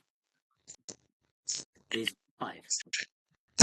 Rather than dividing by 5, if you divide it by 12, dividing by 3, you'll get a mistake. So that's why it says dividing by ratio number directly is a mistake. Not simplifying ratios fully, like this one here. We need to divide, if you are not simplifying the ratio fully, it says that the total part is 20. For instance, if you sum up 8 plus 12, it seems that the total part is 20. Rather than doing that, you can simplify it into simplest or lowest form by dividing it by the common factors. For instance, the common factors here is just 4. 8 divided by 4 is 2, and 12 divided by 4 is 3. So you do like that. And mixing up shares, assigning wrong parts to wrong quantity. It's like once you did it, dividing it the given quantity by the total part. If you multiply it by 2, that is for the first share in the ratio of 2 to 3, not for the second share. We multiply the total quantity by 5 and then times 2. That's just the share of the first in the ratio of 2, not in the ratio of 3. So you need to careful about that assignment also, or assigning the correct value to the correct share. And key referential is just as we have seen here. We have seen the unitary method, and we have seen the fractional method, and the bar modeling is just a little bit for visualization, and that thing, we usually use it at lowest grade levels because it is useful for visualization. So and simplification, like reduce ratio first into a lowest form by dividing it by using the common factors as we have seen it. So all these are the one that we have seen it in our previous sessions. Do you have any question up to this point, please? Do you want to raise something? Would you have any confusion, or you want to say something? Yes? Or shall we proceed? Okay. Let's go. Yes. And yes, do you have anything? Do you have any question, please? Okay. Let us continue. And let me give you just this practice quiz too for you to practice. So 3 minutes for this. 3 minutes for this. 3 minutes for this.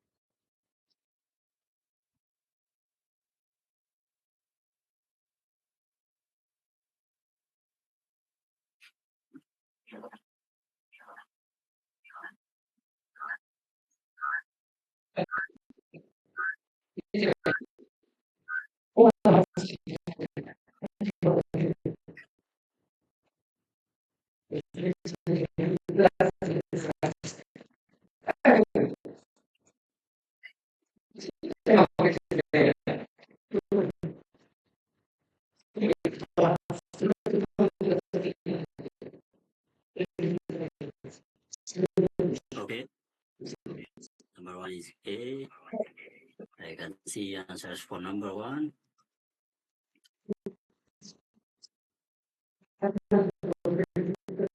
Okay, let's move as quick as possible. So for number one, the ratio of boys to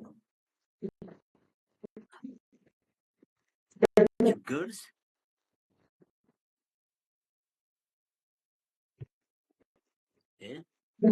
is given us in the ratio of 3 to 4. If there are 12 boys, how many girls are there? So the boys are given and the ratio of boys to girls. So you can, sorry, you can say,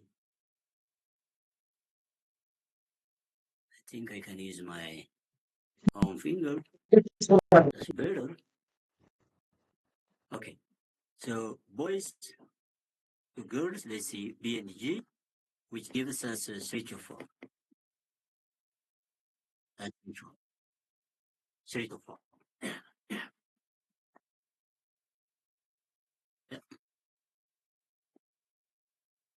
So 3 to 4.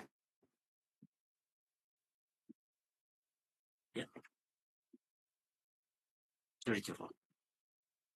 Then we have given that there are 12 boys. So if you divide 12 by 4, you'll get the unit quantity. You can get the unit quantity. And then you can multiply that quantity by 3 in order to get the number of, which one? Oh, sorry. The boys are 12 here. And we need to find the girls. So the girls are the second. G is just corresponding to 4. So we need to divide 12 by 3 because 12 is just the number of boys. So 12 by 3 is 4. Then 4 times 4, 12, 4 is just the unit quantity, the unit. So 4 times 4, it's just one quantity. So 4 times 4 is 16. So you can say that G is just 16. So that's what we have. And here we have, okay, 2 workers can complete a job in 12 days and 18 days respectively. There are 2 X and Y, you can say, or A and B. Then if they work together, in what ratio should they share the payment? So in this case, the payments need to be shared according to their rights. You know, which one need to take highest payment? Look at the same work. Look at the work is just the same. It's just a given job. Fix it. One worker needs 12 days and the other 18 days. So, for instance, let's say A and B, then let's say the rate for A is 1 over 12, and for B, I can say 1 over 80. To complete giving complete a fixed job, a fixed task. So that's what we have. So I can do this as the payment is according to this rate. And in this case, 1 over 12, 1 over 18. I can do later. This gives you 12 to 80 if you want. Then that's just 32, 3. That gives you because sorry, 3 to yes, that's we need to split this one because you know this person has a very quick rate, rather than the 18 days. The person who used 18 days to finish the job. So that's not the wrong choice for the other case. Because we need to give the highest amount. When you take the risk program, we need to give the highest amount to the person with the highest. We need to simplify this one, of course, and then we need to give it to the person with the highest.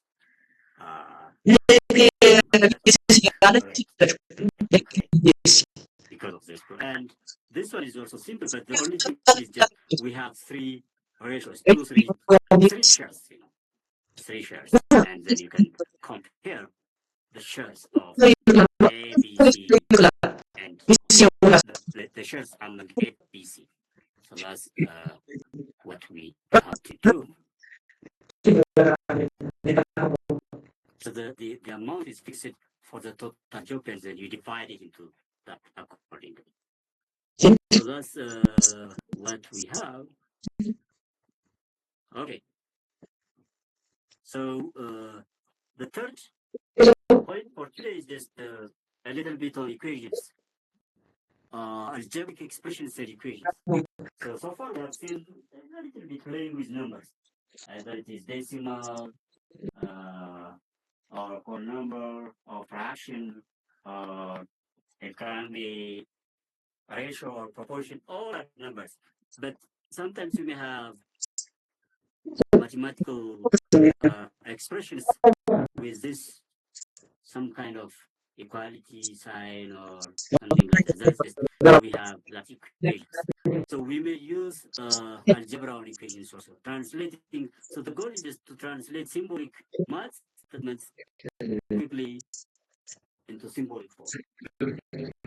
Symbolic form is just those equations, and then we find the unknowns. Solving single variable linear equations, handling negative exponents, and applying. Sometimes you may need also these logarithms. Logarithms, So the logarithm properties.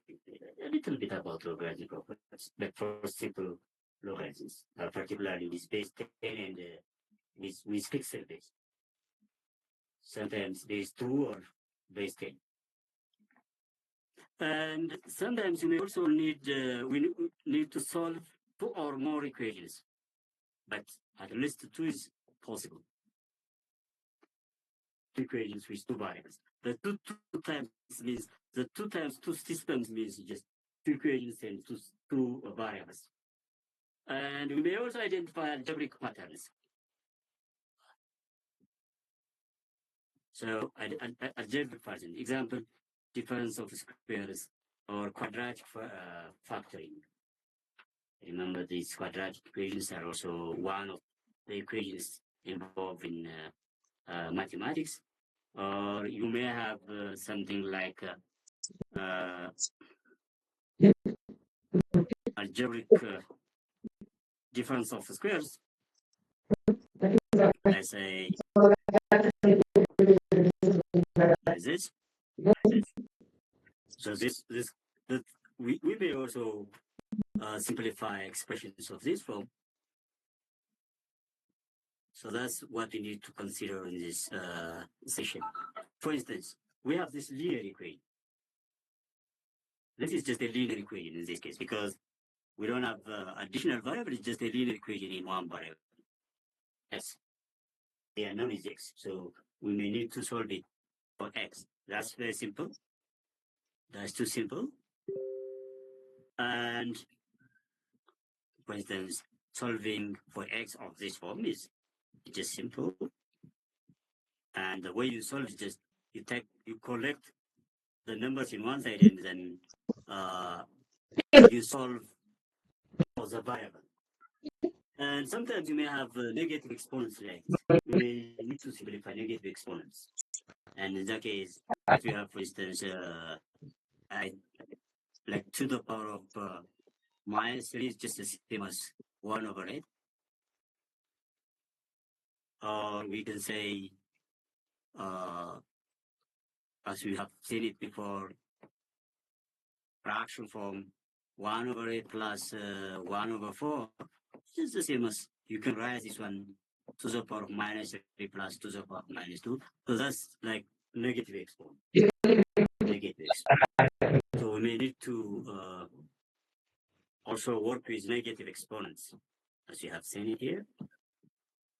So this is, and as you have seen it here, x to the power of minus 2 and y to the power of minus 3. We can take the positive exponent when we move from denominator to numerator. The logarithm form is just like this. We may need to use, sometimes we may need to use logarithms of this form. For instance, in a common logarithm, we may say logarithm of, let's say, 2 times 5. It's just the base is known. Common logarithm, the base is 10. So a is 10 in this case. So I can write this as logarithm of 2 plus logarithm of 5. Because 2 times 5, the base is just comma. And 2 times 5 is just multiplication. And when you have the division, you can also use quotient like this with the common base. That's with the base a, thus you can do multiplication. And when you have a power here, you can take out the power and bring it in front of the logarithm. And this one, for instance, then 3 is just comes in front of the logarithm, and logarithm of 2 to the base 2 is just 1. Then that's just 1 times 3 is just 3. And you may have logarithms are useful, particularly when you have a big quantity, a big number, rather than putting it to that big quantity. You may take the log plots. So that's also one thing. It's just for special considerations. And this is also, you can use this term here, as you have seen it before, because it is a product. Okay. And that's the solve squares. Okay. Okay. Okay. And for this part, we have just a single question. A taxi charges a fixed fee of a single equation that involves linear equation, linear equation x plus b is equal to c. So a taxi charges a fixed. All right. Yes. Yes. Do you want to hear?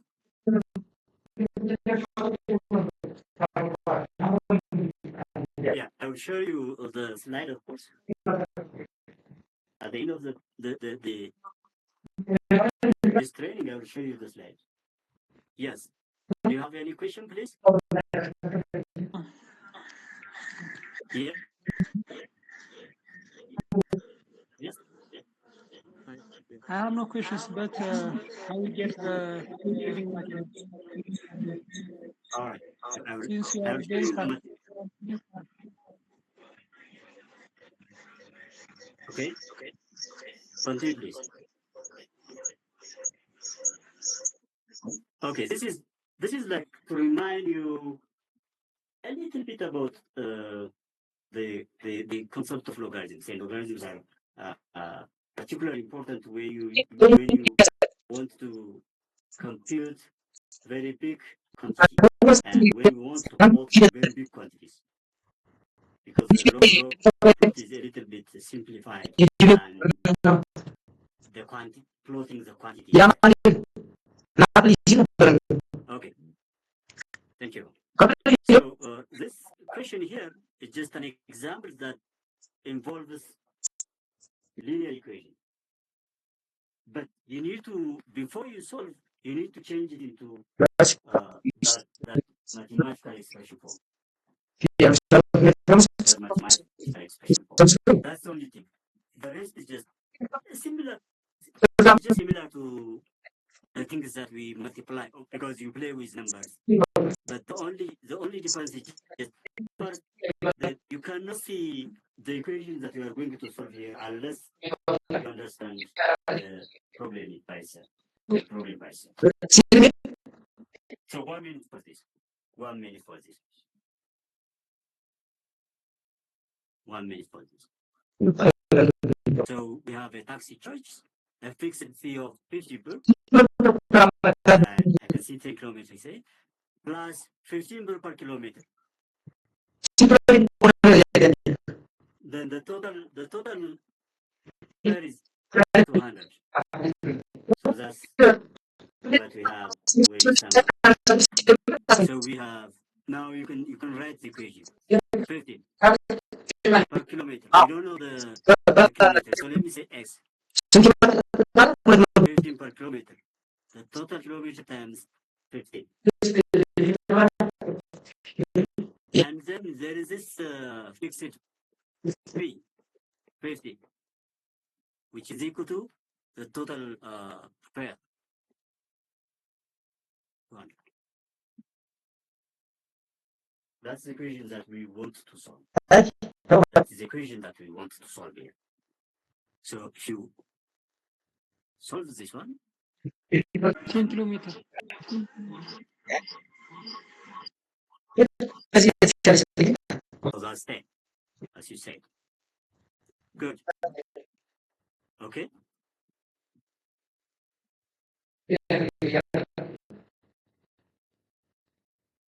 And in some cases, this is the equation is given in this case.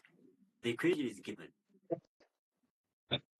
So you have a population of a bacteria, and if the initial population is given this, after 2 hours it is given. The equation is given, this equation here, but it is in the exponent form.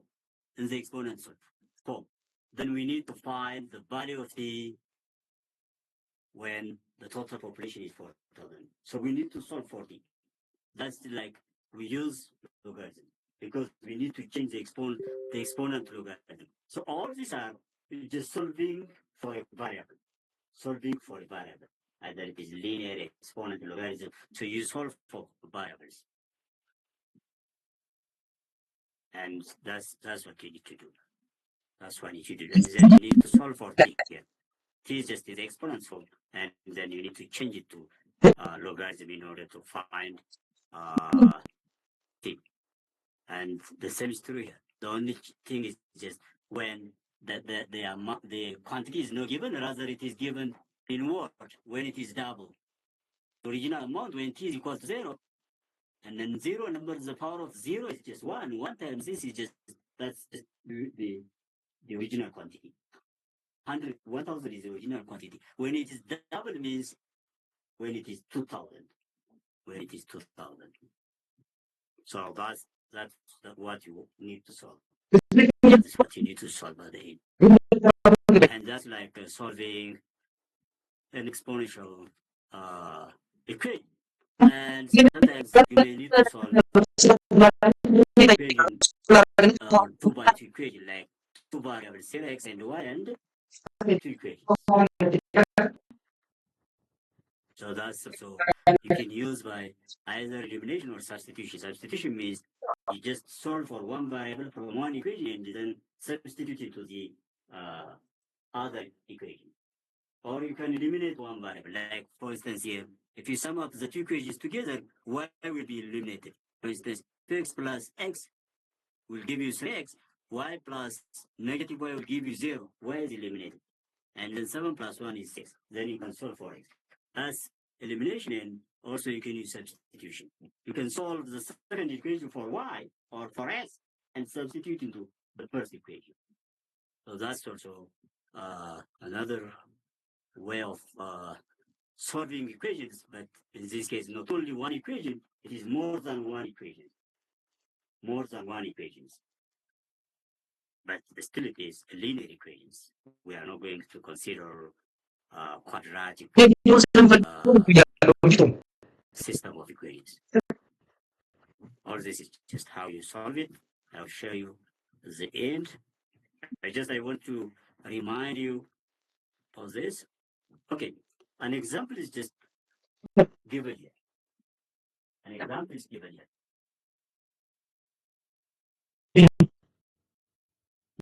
Even you don't need to write the equation for this because it is a multiple choice question and the options are given. If you understand the sentence or the statement by itself, you can answer. You can go directly to the choice, and you can just pick the correct answer. You need to worry about how to write the equations and those system of equations or those two equations, something like that. For instance, the sum of the fathers and the son's age is 50. So I can stop here because there is a period here. I can stop here and then I can check my choice here. So when I check the options for the 50, 50, 50, 50, oh, I cannot answer at this point. Everything, all the options given me, the sum is 50. So I cannot decide the answer at this point. So let me read further. So I was stopping here, but let me read further. The father is 20 years older than the son. So I need to find the option that contains the difference of the father's age and his son's age is 20. So let's say this one, no difference. Oh, I don't want that. If I understand the second sentence here, I don't want to choose B. I don't want to choose C also because the difference is 30. I don't want to choose B also because the difference is The father is B. I need to choose A. Just without writing the equation. But you can write the equations and you can you can solve the equation also. But if you have if you want to answer very quickly, you can do like that. Let's say let's F and S for instance. So what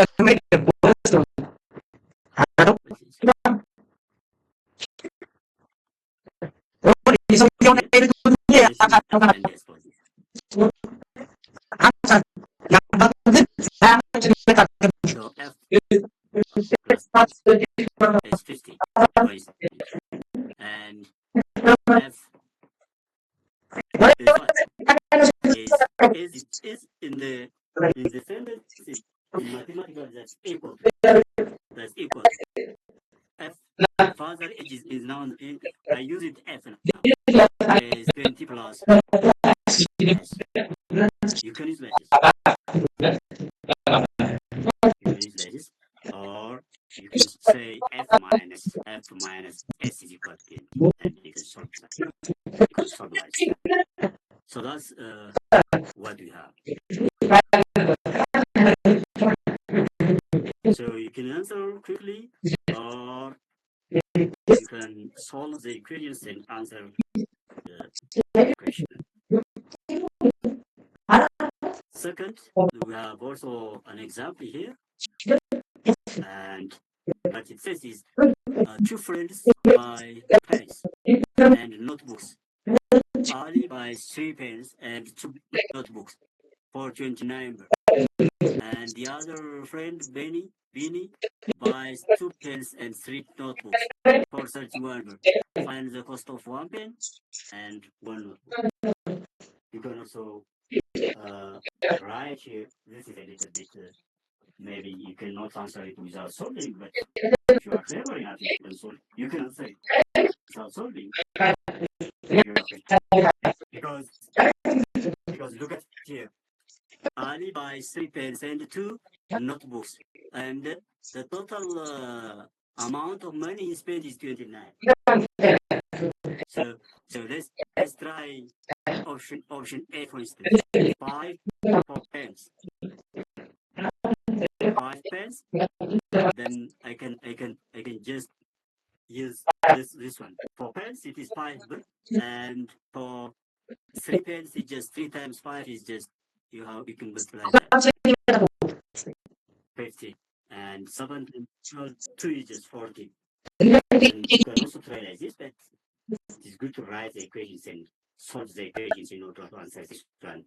Because when you multiply those numbers and sum up together, you may encounter or you may get a mistake. So rather you can just solve it directly by just writing the equation. So at the end, in order to finalize our today's discussion, what we have said is just in order to solve, we have seen elimination, align coefficients and add or subtract to cancel one of the variables. We have seen this. And substitution is in the system of two variables and two equations. The substitution technique can be used, and in that case, we can solve for one variable and substitute into the other equation. And always you need to check your solution as you have done in the first or in the second in the father and son problem or in the pen and the notebook problem. You have to check at the end your answers. And the shortcut, if coefficients are already aligned, elimination is simpler. Elimination is faster, like the one that we had seen it before in the example. In this example, you see the coefficients is just aligned, so elimination is just simpler. You just get 2 plus. You just sum up the two to eliminate one. The two equations. So let us stop here. Our today's discussion. Say anything? Do you have any questions, please? Do you have any questions? So when you come back tomorrow, do you have any comments? All right.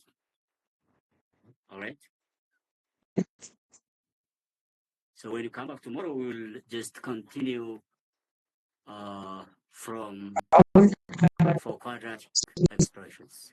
Yeah, quadratic factoring. So we'll continue from this. All right, thank you for today, and we will continue tomorrow from quadratic factoring, and then we'll see. We'll finish first the quantitative reasoning, and then we will try to see the logical reasoning or analytical reasoning, or non-verbal session or mathematics session, and then we will look at this data interpretation, graphical interpretations. Thank you very much for today. Okay, bye-bye. The first part of GAT focus on overview of the GAT. I think you know what GAT means. It is a national entrance exam for postgraduate programs in Ethiopian context.